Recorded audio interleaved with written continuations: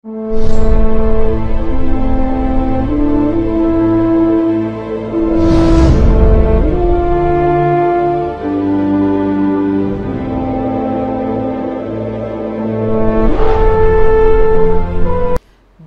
noite, meus queridos amigos. Boa noite, Ricardo. Boa noite, dona Cíntia Adriana.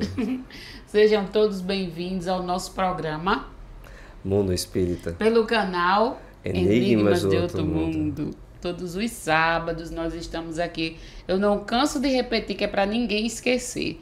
Então você pode já compartilhar esse momento, essa live com seus amigos queridos nos grupos aí de doutrina espírita, que a gente tem bastante, para que mais pessoas possam assistir o programa, aprender conosco e nos ajudar, deixando a sua mensagem nos comentários, a sua pergunta.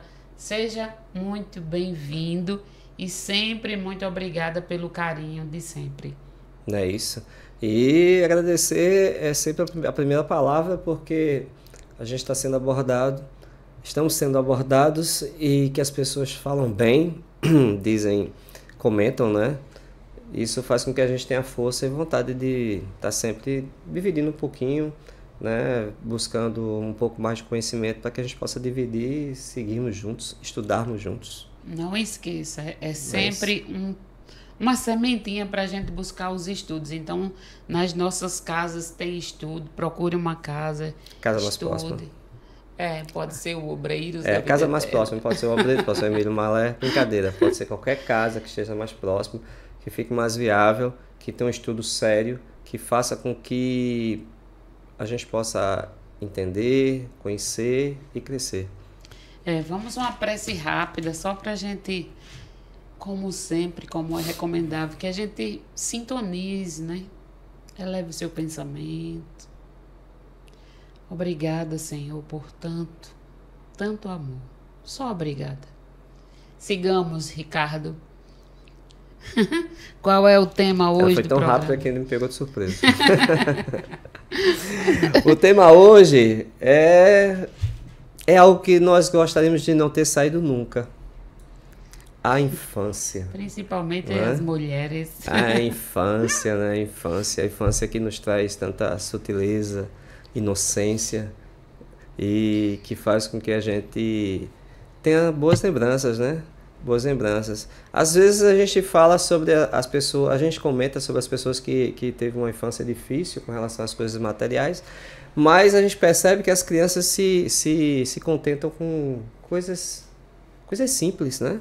Coisas simples, né? A gente vê crianças com uma boneca, com um carrinho, com a bola, né? E o que a gente já passou, com nossa época a gente não tinha questão do celular, não tinha o videogame, e a gente era foi tão feliz com pouco, né? Com pouco, que eu digo materialmente falando. Então é uma prova que as questões materiais elas não se sobrepõem, né? Ao que é simples e ao que é verdadeiro. O pai procura trabalhar tanto, a mãe, para suprir as necessidades materiais, e esquece que a criança só quer atenção. A atenção ela vem cobrir, ela cobre um montão de coisas, né? Coisas materiais. E o Espiritismo não se furta a falar, né, disso, sobre a espiritualidade, não deixa passar sobre a questão da infância. Fala sim da infância, toda a importância desse momento que a gente precisa, que a gente passa, e a gente achou por bem trazer, que tem muitas dúvidas, né, sobre a questão da infância, esse momento tão delicado, tão sublime que é esses anos que o retorno, vamos colocar assim, né? O retorno. E as perguntas são muitas, né? Com relação a isso. Eu já tenho uma em mente. Você também tem? Bota aí nos comentários. Coloca aí. Não, quando a gente não faz parte do Espiritismo, que a gente não tem essa curiosidade, que a gente não tem esse conhecimento que a espiritualidade nos traz, são inúmeros os questionamentos, né? São inúmeros os questionamentos. Por que crianças retornam tão rápido? Por que crianças às vezes sofrem em determinadas situações? Não é isso? Quando a criança nasce. Porque são tão se são são tão inocentes. Não sabe de nada, né? não tem nada, não carrega nada. Não carrega nada, não tem bagagem. A espiritualidade vem dizer que não é bem assim. São crianças, mas não são tão inocentes, não são tão jovens como a gente pensa, né? No corpo físico, sim. O espírito a gente não sabe. A maioria dos que estão nascendo na Terra tem uma bagagem longa. É isso. E na questão 379 do Livro dos Espíritos já vem um questionamento, né? Kardec já faz um questionamento. O espírito que anima o corpo de uma criança e seu desenvolvimento, né? O espírito que anima o corpo de uma criança e seu desenvolvimento, como se dá, como esse desenvolvimento, ele é, eu estou resumindo, né? Ele é condizente com o corpo físico, o espírito ele é paralelo, ele é o mesmo desenvolvimento, né? A gente sabe que o espírito que está ali pode ser um espírito milenar, né? Um espírito envelhecido, que já vem passando por várias encarnações, mas ele está preso a um corpo ainda que seus órgãos não são todos desenvolvidos, né? E a gente vai entender também mais na frente que... São muitas perguntas. São muitas perguntas. E Kardec ainda minha cabeça já está assim, milhares de muitas perguntas. Ainda comenta que é um momento até de repouso para o espírito, o momento da infância, né? Ele faz esse comentário, né? Mas se ele é uma criança e o espírito é envelhecido, isso ainda é na questão 380 do Livro dos Espíritos, né? Kardec pergunta, ele é um adulto num corpo de criança, mas ele pensa como? Como adulto ou como criança? Como criança. Como criança. Né? Ele não tem como pensar como um adulto, como mesmo com o espírito envelhecido. Até aos 7 anos, né? Esse espírito ainda é num corpo de uma criança, com os órgãos de uma criança, com o pensamento de criança. A doutrina diz que até os 7 anos a gente tem que ter todo cuidado. Por quê? Quando a criança vai se desenvolvendo, se ela é um espírito milenar, a maioria que está sobre a Terra, a gente tem esse sentimento que seja pela característica da Terra. Eu sempre repito isso, parece repetitivo, mas é a nossa realidade.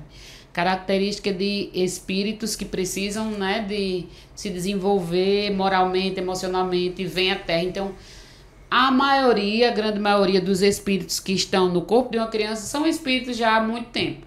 Só que uns são mais moralmente desenvolvidos, outros não, né? Tem isso também. Nós, né? Exatamente. Aí, quando a criança nasce, aí vai desenvolvendo os seus órgãos, o seu corpo vai crescendo. Até os 7 anos, ela pode ser moldada, educada, ela deve. Então, o pai vai...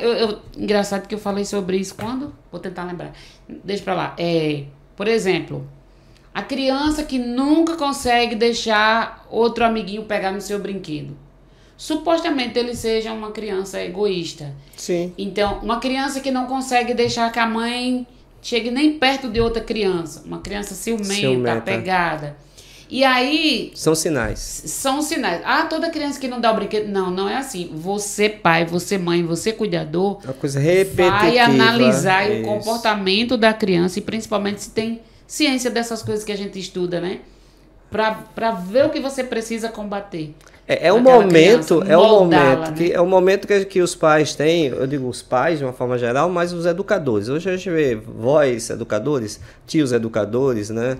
A gente vê irmãs. Então, assim, a questão de educar, quem está mais próximo, é esse momento que a gente entende que é o momento de retocar, né, as características que já vem com esse espírito.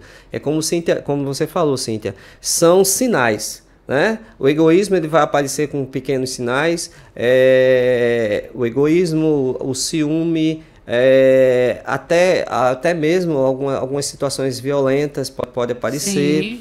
Então, assim, são sinais que vão sendo dados. É claro, do jeito que você falou, não é que uma vez acontecer, a gente vai ficar, meu Deus do céu, não é isso.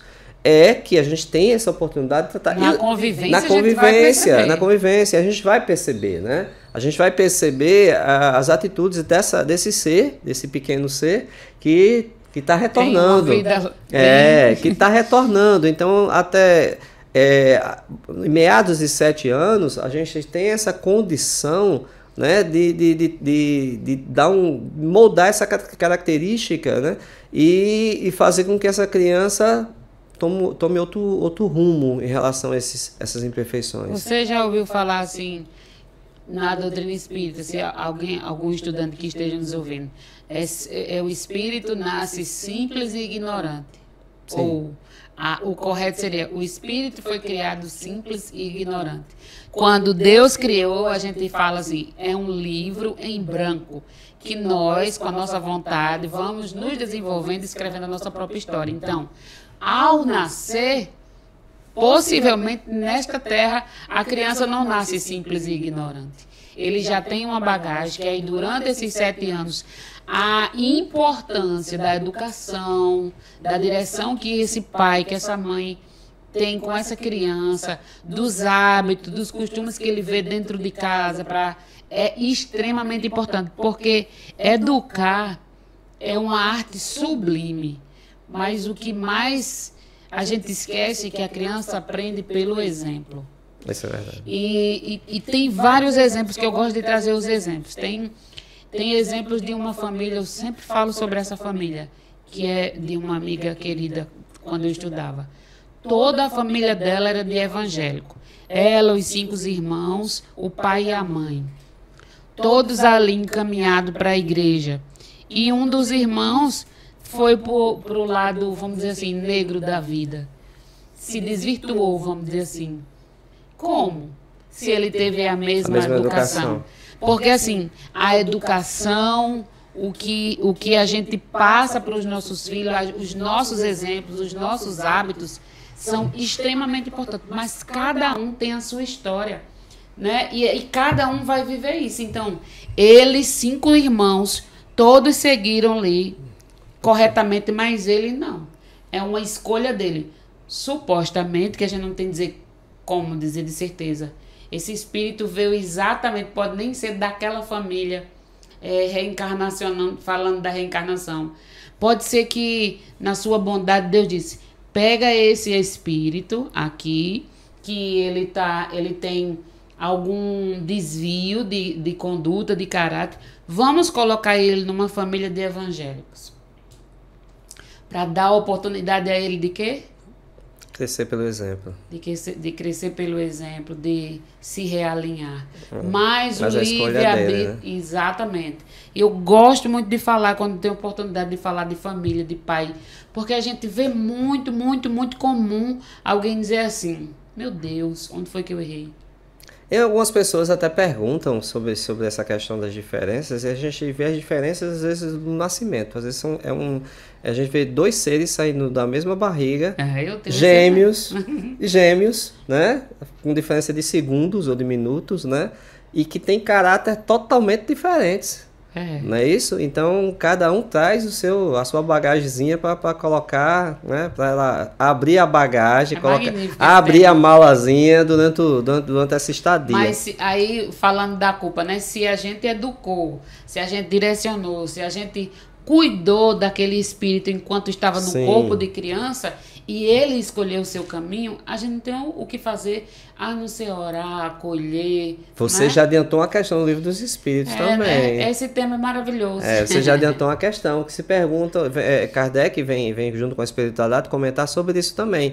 Os pais que tentaram e houve esse desvio de conduta mesmo com os seus filhos não seguiram os ensinamentos ou não quiseram seguir, não se perturbem. Se você fez o melhor, né, você se doou, não se perturbem. Ele tem o livre-arbítrio. Ele pode escolher. Ele vai seguir o próprio caminho. Ele vai escolher, ele vai seguir o próprio caminho. Talvez isso seja uma das coisas mais difíceis para um pai e para uma mãe. Para os pais escutarem e verem, isso é muito, muito difícil.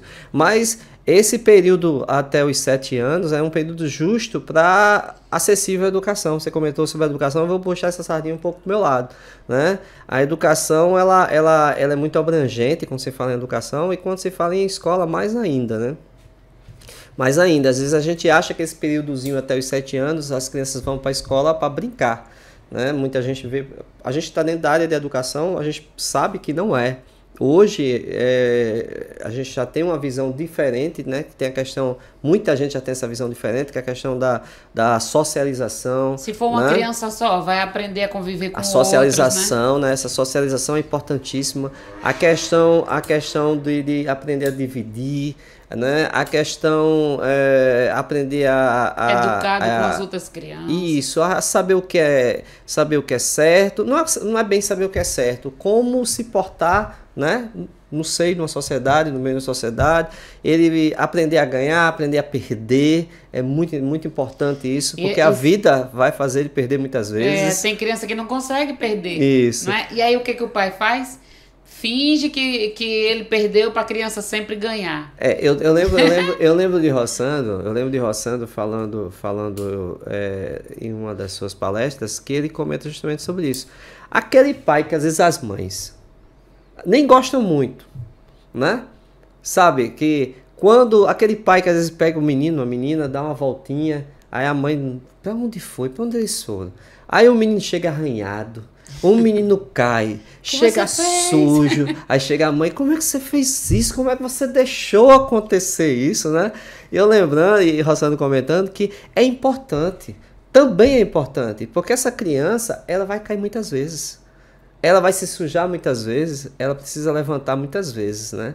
E a gente percebe muito bem isso quando a gente vê o outro lado, né? As mães quando saem, né? Impecável, né?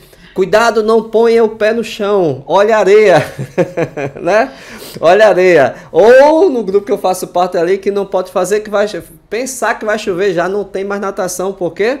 Porque as crianças vão ficar gripadas. Então, assim, é um cuidado, é lindo o cuidado, mas esse excesso de cuidado faz com que essas crianças também, elas cresçam... Não saibam se proteger. Não saibam se proteger, não caiam, não saibam cair e levantar na sequência, né? A questão do arranhado. Então, às vezes, a figura do pai, ou do avô, ou do tio, ou aquelas pessoas próximas que cuidam, que educam, é muito importante também para que essas crianças, sabe, vejam o outro lado.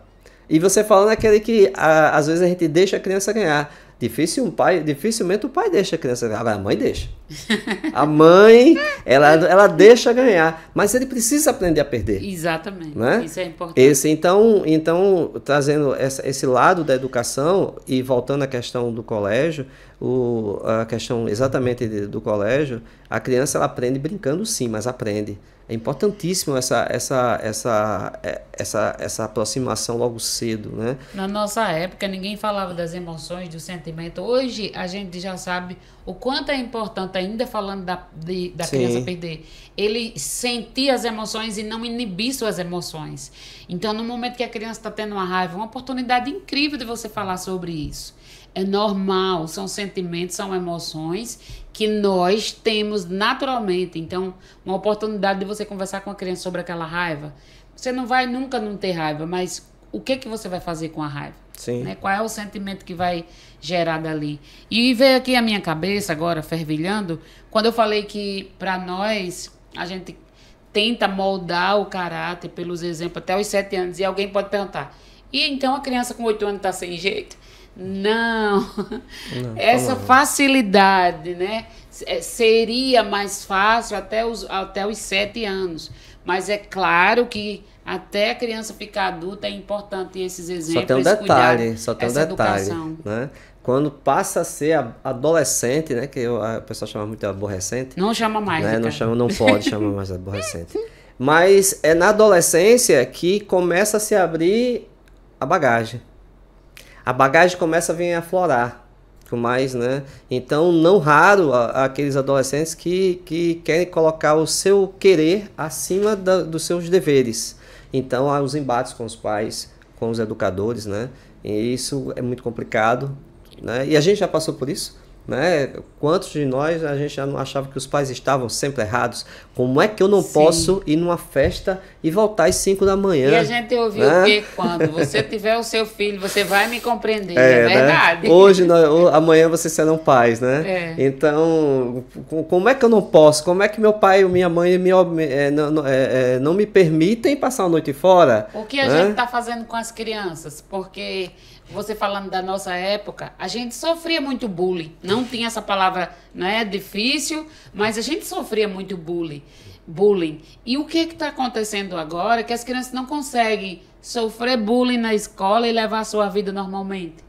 O que é que nós estamos fazendo? Será que a gente está super protegendo as nossas crianças? Eu estou imaginando, assim, não é que a gente não pode defender isso, claro, a questão do bullying é muito, muito, muito triste. Não né? pode passar despercebido. De forma nenhuma, tem que ser combatido mesmo. Mas, além de combater o bullying, a gente tem que voltar um pouco antes e entender como é que emocionalmente nos abalam tanto, né? Ou os abalam tanto. Né? O que é que está acontecendo, o que é que as questões emocionais. Mas eu não puxo nem para o lado do bullying, eu faço uma menção a coisas assim, o querer, a busca, quando a gente não consegue algo. Ou seja, primeiro namoro, o namoro dura pouco tempo, um dos dois não quer, eles ficam muito deprimidos. A gente vê, são realmente crianças, né? São grandes, 16, 17 anos, mas se mostra emocionalmente muito, muito crianças ainda, muito infantis. E isso passa por toda essa questão, né? Essa questão de como estamos educando. Mas eu falei de Rossandro anteriormente e eu gosto muito de puxar, porque como ele é psicólogo, ele traz muito essa área família, fala muito sobre isso.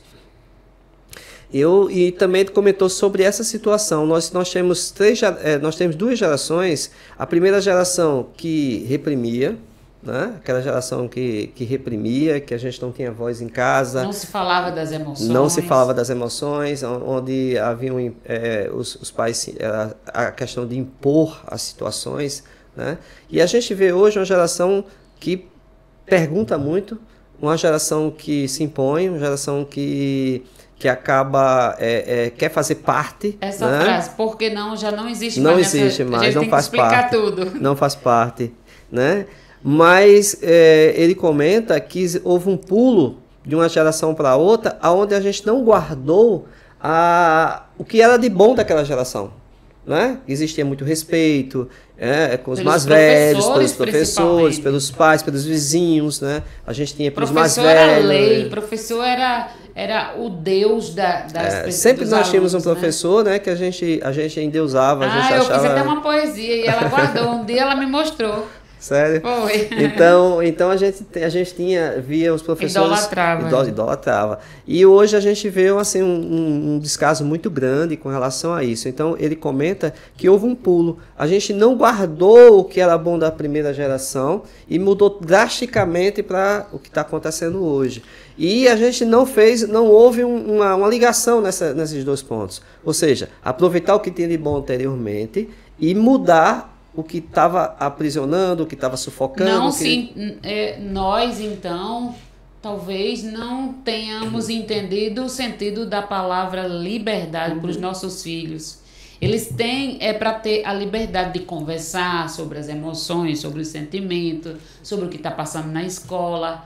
Não é? Eu acho que há algo nessa liberdade que a gente perdeu meio que mão, digamos assim. Mas o assunto é a infância. Né? A gente voa nesses assuntos, né? E a gente acaba entrando. E algumas pessoas se perguntam assim, se é um espírito envelhecido no corpo de uma criança, que atua como criança devido a seus órgãos, né? Os órgãos ainda em formação, devido a sua estrutura física em formação. Mas se essa criança morre, desencarna, com a morte da criança, o espírito retorna como? Se ele é um espírito milenar e evoluído, ele retorna bem. Ele retorna bem e volta como adulto. Exatamente, ele vai entender que aquilo ali era um período que ele precisava, ou a mãe precisava, ou ele precisava, né, e passar por aquilo ali. Isso. Vai depender tudo da evolução do espírito. É muito bacana. Eu sei que você é mãe. Né? Você lembra do choro do Gabriel? Primeiro choro? Eu acho que eu não lembro, não. Primeiro choro? Não lembro. Eu lembro da primeira mexida. Primeira mexida. Mas o primeiro choro, quando ele saiu. Eu lembro onde ele estava. Será que o médico, que o médico deu um tapa nele, um tapa na bunda pra ver se ele chorava? Saíram de carreira para incubador. Ah, tá certo. Prematuro. As pessoas, a espiritualidade vem nos dizer também que o choro da criança tem uma importância imensa, né? Além dos 9 meses, ou 7, ou 8, né? Ou 8, né? Dentro no ventre da mãe, que faz, já tem um trabalho de aproximação, né? De reconciliação ou de amor, né? E de amor. O choro, ele traz uma perspectiva de dizer, ei, cheguei e cuide de mim, né? A espiritualidade vem nos dizer que o choro tem essa... algo sobre isso. Foi? Né? Então, pode falar. Então, tem essa importância, né? O choro tem essa importância de buscar o cuidado, né? De buscar o cuidado. E não é certo isso, né? O choro de uma criança, quem não corre? Principalmente a mãe, né? E todo mundo que tá, os tios, tem tios que são apaixonados pelos seus sobrinhos, né? Ok. Então, assim, o choro da criança fala muito, diz muita coisa. É como eles comunicam. Isso. Então, o choro da criança é um dos pontos que nos faz entender que é um pedido de cuidado. Tô com fome. Isso. Tô sujo, tô molhado. Isso. E ainda falando da maturidade, lá vai eu voltando para a maturidade. De tipo, esse espírito não tem só 5 anos. Alguém que está nos ouvindo, ou você, já teve a oportunidade de conhecer alguma família que o equilibrado é a criança? Não é que parece que os pais é que dão trabalho e aquela criança super equilibrada, que cuida de tudo, que está ali, que é ela que parece que educa a mãe. Tem isso também, é outra comprovação de que aquele corpo não condiz com aquele espírito que está ali, né? Você falou sobre isso, você falou sobre as experiências que nós trazemos como espírito, né? Isso explica aquilo que a gente fala, algumas pessoas chamam de dom, né? Que a gente sabe que não é dom, são experiências anteriores que esses espíritos... Conquistas, experiências anteriores que esses espíritos têm, que em algumas situações a criança ela consegue captar no seu arquivozinho. Né? Então responde tipo, uma criança ela toca piano divinamente bem.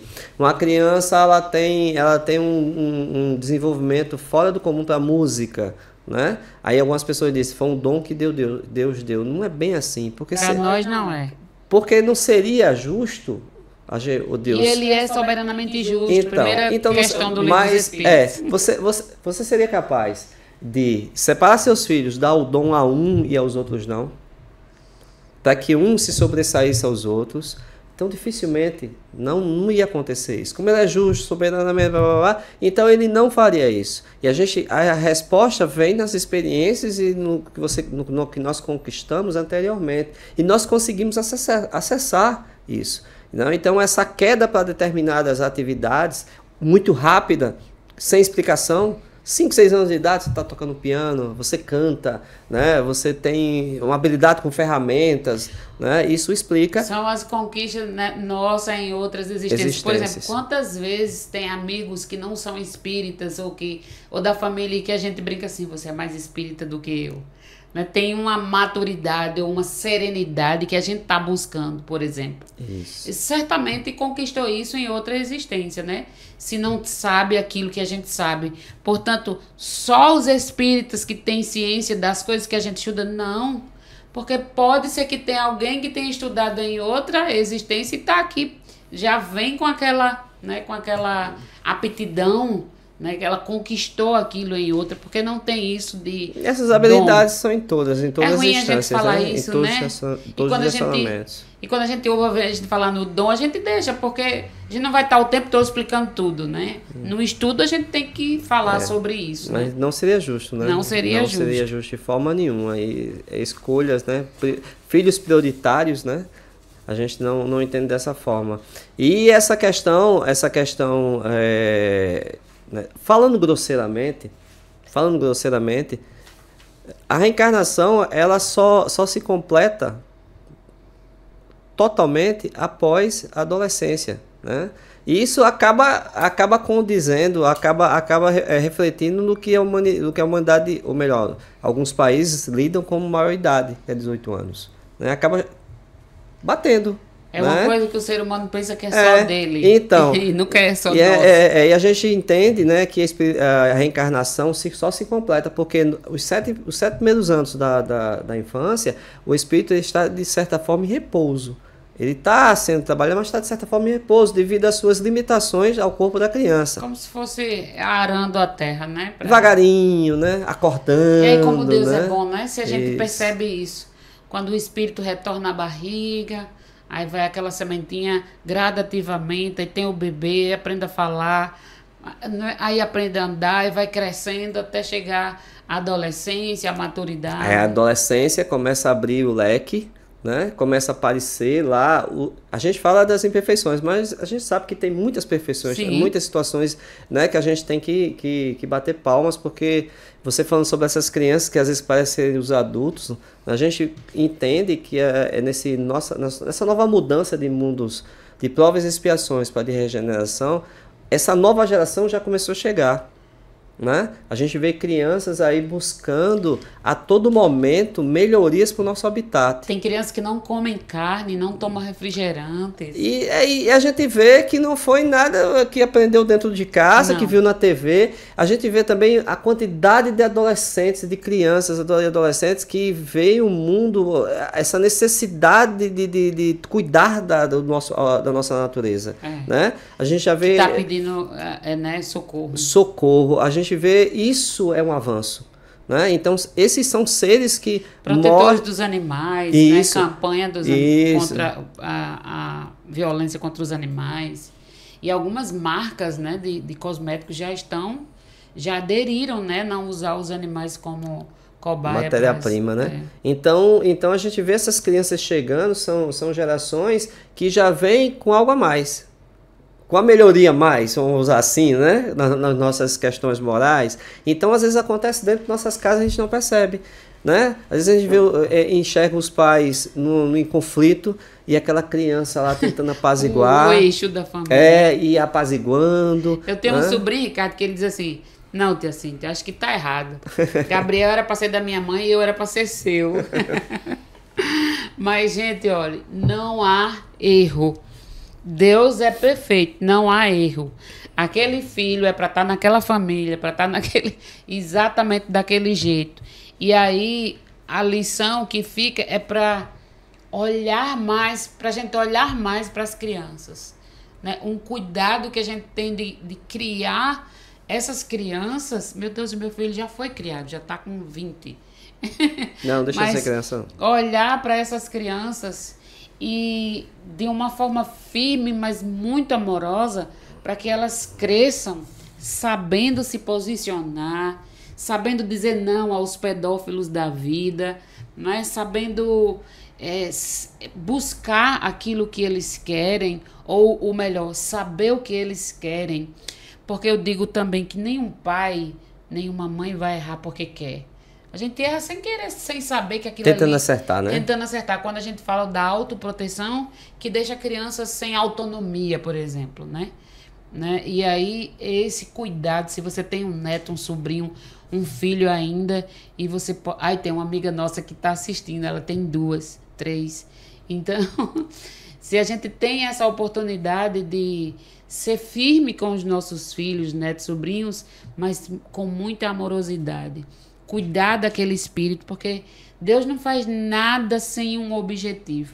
E quando ele falou, quando tá bebezinho, é para motivar aquela família a cuidar daquele ser que está chegando, né? O bebê, o espírito precisa vir no corpo de um bebê para motivar, para ajudar aquela família a se voltar para ele, aos cuidados que supostamente em outra vida não tenham tido, né, oportunidade, ou tenham negligenciado essa oportunidade. Então, a lição é olhar para essas crianças e cuidar com muita firmeza, mas com muita amorosidade, e pensar que as crianças seguem os nossos exemplos.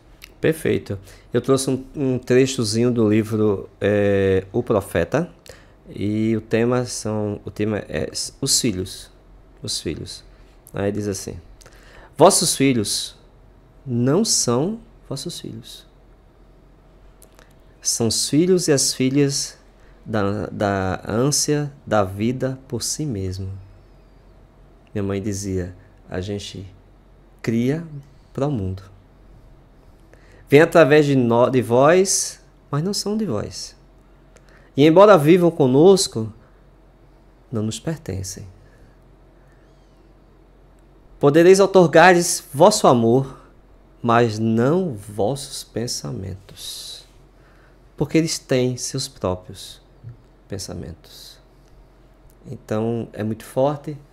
A gente tem essa visão que os nossos filhos são nossos, que podemos moldar seus pensamentos, suas escolhas, mas não podemos. O que nós podemos moldar um pouco é seu caráter, nessa construção que nós temos parte, fazemos parte dela, mas que o livre-arbítrio dele também pesa, e como pesa. E que a gente possa sempre se doar, fazer o melhor, e como o próprio livro dos Espíritos diz, não se atormente se algo deu errado. Exatamente. Não se atormente porque algo deu errado. Ele tem suas escolhas. E as leis divinas, o caminho, ele vai acabar tomando, ele vai acabar encontrando, cedo ou tarde, vai acabar encontrando. Então, o tema de hoje foi a dedo, né? A gente fala sobre os filhos, é muito, muito importante, é muito delicado falar sobre isso. E a gente diz que não existe uma cartilha de como educar, não existe uma cartilha de como levar à frente o dia a dia. Não vem com manual, não vem com manual como a TV, não vem com manual como o som, mas a boa vontade, o amor, a gente pode outorgar-lhe, né? Eu achei tão difícil ser mãe de adolescente que quando eu vejo uma mãe com 3 filhos, eu olho assim, de que coisa maravilhosa. Essa mulher, é exatamente isso que eu penso. Não é? Porque você olha assim e diz, meu Deus, eu achei tão difícil, só um. Ela tem 4 e dá conta, tudo bonitinho. 4 homens. Olha aí, 4 homens. E ela sozinha. Meu Deus, essa mulher é mais do que uma heroína. É analfabeta das letras. Olha aí. Então foi... E você tem 3 filhos? Tenho 3 filhos. Eu só tenho 1. Poxa vida. A gente nunca pensa que vai chegar aos 3. A gente fala primeiro, eu sempre disse que ia ter só 1. Mas não me canso de admirar as mulheres que têm mais de 1. Porque é muito delicada a questão, né? Porque você tem que... Por isso que dizem que é o amor que mais se assemelha ao amor de Deus. O amor materno, né? Porque você se anula muitas vezes para cuidar daquele filho. Hoje está crescendo mais esse movimento das mulheres não precisarem se anular. Eu acho bacana também esse movimento. Olha, mas tem que falar do homem canguru também. Hoje já temos o homem canguru, aquele que vai lá para a maternidade, que fica lá junto, divide com a mãe. Na saúde tem até o pai tem que participar de algumas consultas de pré-natal. Eu achei bacana isso também. Eu particularmente eu acho que eu participei de quase todas as... Algumas não, eu participei de quase todas as consultas dos pré-natais da Madame. Então é isso. A gente vai dar continuidade sobre a questão dos seres, dessa semelhança também no próximo programa. E agradecer. Muito obrigada. Eu já perguntei se vocês são inscritos no canal. Tem umas letras assim, inscrito em vermelho. Se você não é inscrito, se inscreva, toque aí, leia, procure na sua tela, ou do computador, ou do telefone. Algumas pessoas que não têm muita habilidade com o celular ou com o computador, é só olhar. Dá uma lida aí se tem, se inscreva. Aí você se inscreve, toca no sininho, porque você vai poder ver as músicas, né, que o canal tem, belíssimas, para harmonizar o seu lar. Você vai poder compartilhar e comentar aqui o que você achou, o que você gostaria de ver, alguma pergunta, que a gente vai trazer, né, as perguntas que são muito interessantes também. A nossa gratidão por vocês estarem aí, compartilhando, nos motivando a fazer esse momento especial todos os dias. Ao nosso diretor técnico, que daqui a uns dias ele vai falar com a gente, com vocês. Ele está só adiando, mas ele vai participar conosco. E eu provocando. Né? A oportunidade é o canal de trazer a gente, fazer esse momento tão bacana. Sim, sim. A gente faz com tanto gosto. Isso. Então, agradecer mesmo. Hoje é agradecimento. Então, vamos nos harmonizar mais um minuto.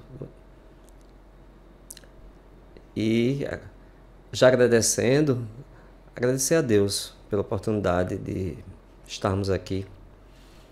Para aqueles que são portadores desses seres pequenos, desses seres divinos, né? São portadores de como fazer esses seres retornarem para seguir sua jornada, que sejam agraciados com muita luz, muita paz, muita paciência, né?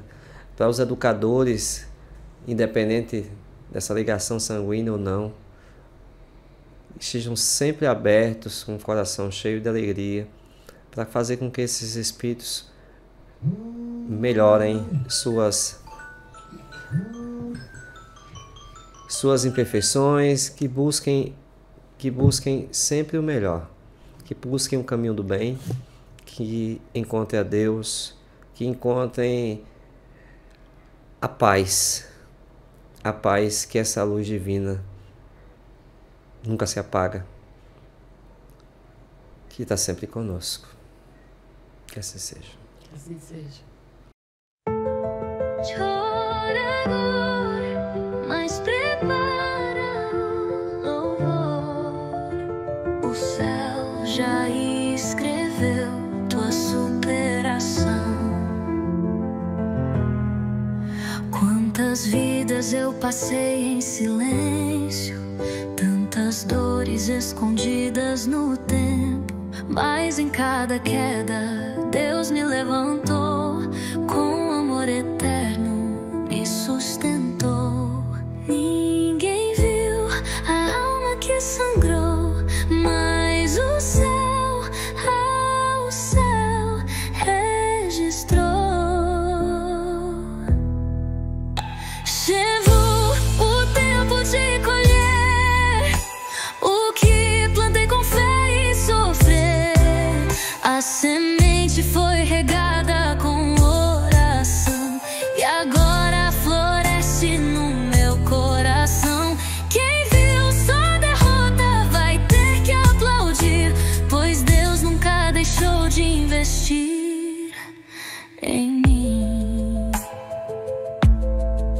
Cada prova, cada encarnação foi degrau pra minha evolução. Não foi castigo, foi lapidação. Hoje eu brilho, alma em ascensão. E quem riu da minha caminhada vai ver a glória sendo revelada. Chegou o tempo de colher o que plantei com fé e sofrer. A semente foi regada com oração e agora floresce no meu coração. Quem viu só derrota vai ter que aplaudir, pois Deus nunca deixou de investir em mim. Não foi em vão cada lágrima, cada renúncia. Deus me viu, mesmo quando ninguém acreditou. Ele sabia que o tempo ia chegar.